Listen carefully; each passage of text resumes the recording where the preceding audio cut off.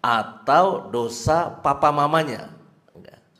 Tapi Tuhan Yesus berkata bukan karena dosanya, bukan karena dosa bapak ibunya, tapi supaya pekerjaan-pekerjaan Tuhan dinyatakan. Saudara-saudari, kadangkala kalau kita lagi punya problem yang berat, sakit yang berat, dapat bencana, dapat tragedi, gagal dan sebagainya, kita suka bertanya, apa dosa saya? Ya.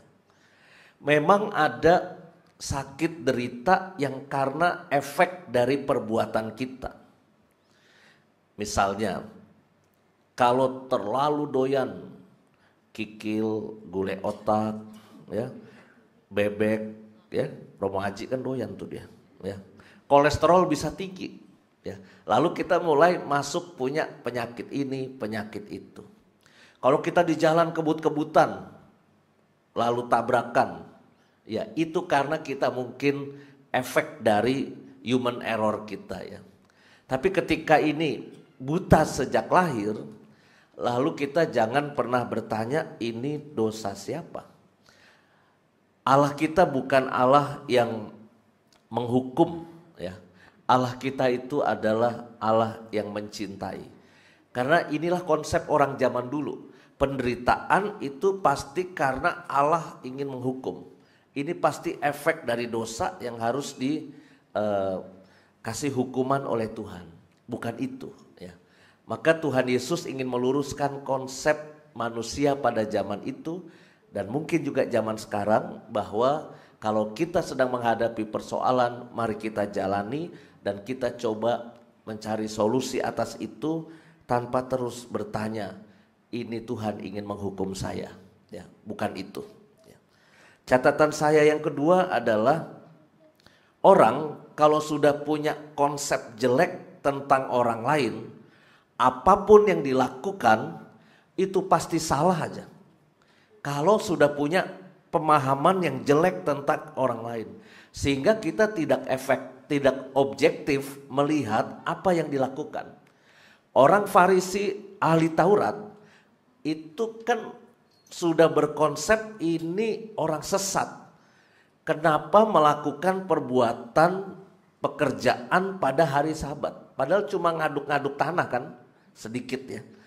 Ini kan pekerjaan ringan sebetulnya. Tapi itu juga dianggap sesat karena melanggar hari Sabat. Padahal objektif yang dibuatnya itu adalah baik dan bisa menyembuhkan. Saudara-saudari, dalam hidup kita saling berelasi satu dengan yang lain ini.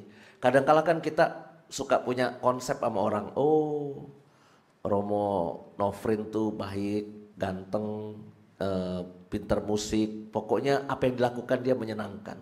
Ya. Sekarang Anda punya konsep terhadap Romo Lopez. Ya.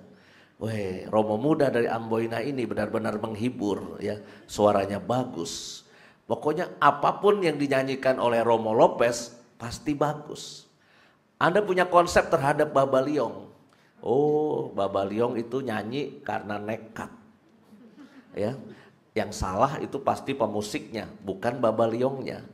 Maka yang membuat Anda suka cita dengan Baba Liong itu adalah bukan soal nyanyi lagu yang benar, ya, tetapi bagaimana dia enjoy menikmati waktu bersama kita.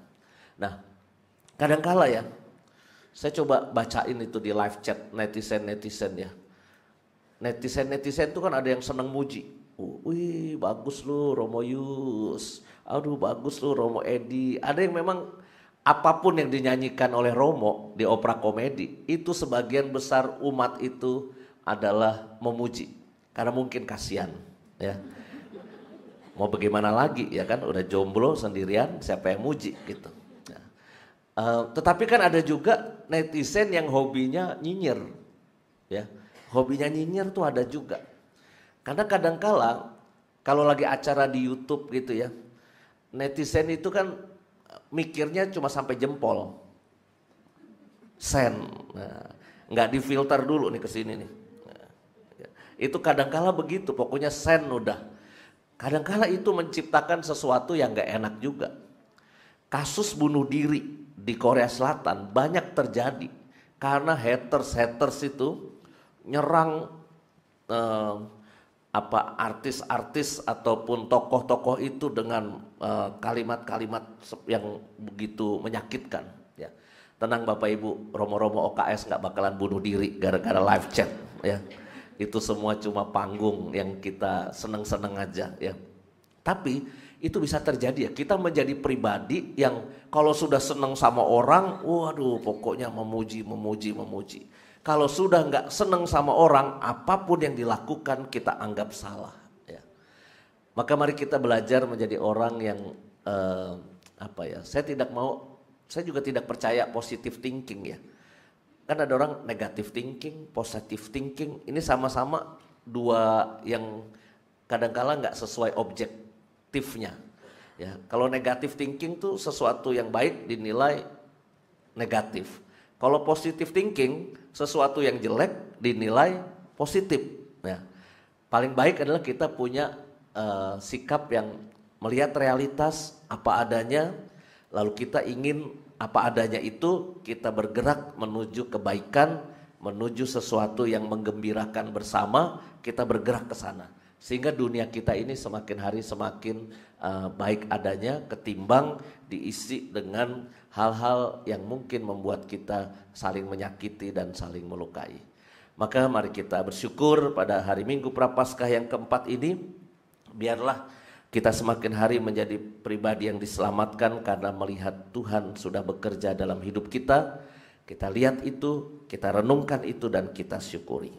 Kemuliaan kepada Bapa dan Putra dan Roh Kudus seperti pada permulaan, sekarang, selalu dan sepanjang segala abad. Amin. Mari kita bangkit.